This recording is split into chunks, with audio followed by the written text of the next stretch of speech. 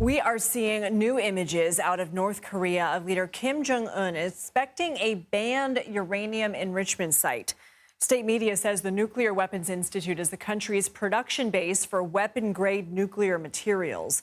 Kim vowed to increase North Korea's stockpile of nuclear weapons. CBS News foreign correspondent Ian Lee joins us now for more from our London bureau. Ian, why are we seeing these pictures now? What do they tell us?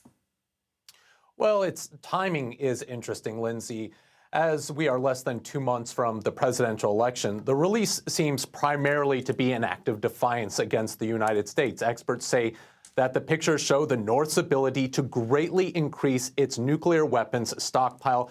They also reveal that Pyongyang may have developed its own centrifuges to further its production of nuclear material. Analysts believe that the number of centrifuges shown, which they estimate at about 1,000, could produce enough uranium for a single bomb when fully operating year-round. Now, according to North Korean state media, Kim said nuclear weapons are needed for self-defense and the capability for a preemptive strike, while adding the U.S. and its allies have crossed a red line. So it definitely seems that they're trying to send a message with these pictures. So Kim is adamant about producing as many nuclear weapons as possible. Why?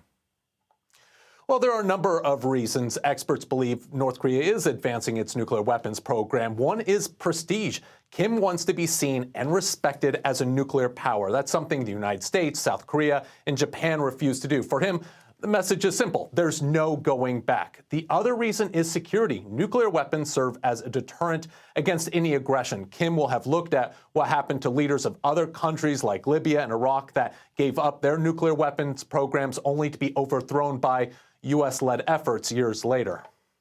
This enrichment site is banned under multiple UN Security Council resolutions. So what are the next steps here? What can the UN do, if anything?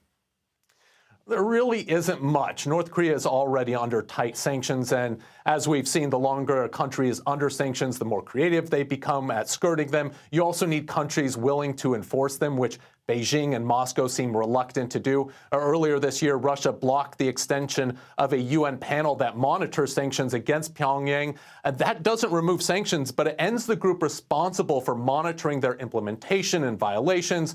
And with that ending, experts say that it'll just make it easier for the North to avoid sanctions.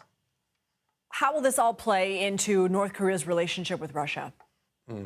Yeah, Lindsay, the two countries have grown closer as the war in Ukraine progresses. The North has been accused of supplying weapons to Moscow, including brand new ballistic missiles.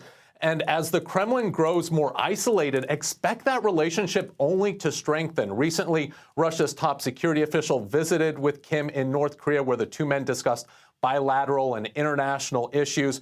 Pyongyang's nuclear program doesn't seem to faze the Russians. Both countries view the West as an adversary. The North has what Russia wants, which is a huge supply of conventional weapons, and Russia has what the North wants, which is money. Ian Lee, thank you.